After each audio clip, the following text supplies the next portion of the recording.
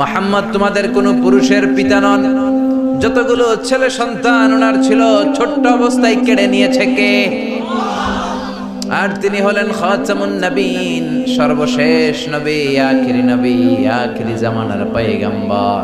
ওনার চাইতে শ্রেষ্ঠ মানুষ গোটা বিশ্বে কেউ আছে নাকি? এত শ্রেষ্ঠ হওয়ার পরেও বিশ্বনবী অহংকার করতেন না, সব সময় মুচকি হাসতেন, আগে সালাম দিতেন, হাত বাড়িয়ে মুসাফা করতেন। বিশ্বনবী জিজ্ঞেস করতেন আপনি কেমন আছেন? এরকম লোকদেরকে সবাই আমরা পছন্দ করি না? মুচকি একটা হাসি থাকে সব সময়, আগে সালাম দেয়, আগে হাত বাড়ায়, সবার সাথে ভদ্র আচরণ। আল্লাহু আকবার।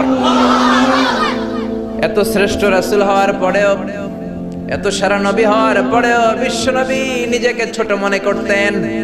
বিশ্বনবী বলতেন আল্লাহুম্মা জাআলনি সাবুরা ওয়া জাআলনি শাকুরা ওয়া জাআলনি ফি আইনি সাগীরা ওয়া ফি আয়ুনিন নাসি কাবীরা। বিশ্বনবী বলতেন আল্লাহ আপনি আমারে শুকরগুজার বানান, আপনি আমারে ধৈর্যশীল বানান, আপনি আমারে আমার চোখে আপনি ছোট বানান, আর গোটা বিশ্বের মানুষের চোখে আল্লাহ আপনি আমারে বড় বানান। পড়েন আমিন। নিজের চোখে বিশ্বনবী ছোট থাকতে চাইতেন। আপনারাও, আমরা সবাই উচিত যে আমাদের চোখে আমরা ছোট থাকবো। নিজের চোখে নিজে ছোট থাকলে গোটা বিশ্বের চোখে আমারে বড় করে দিবে কে?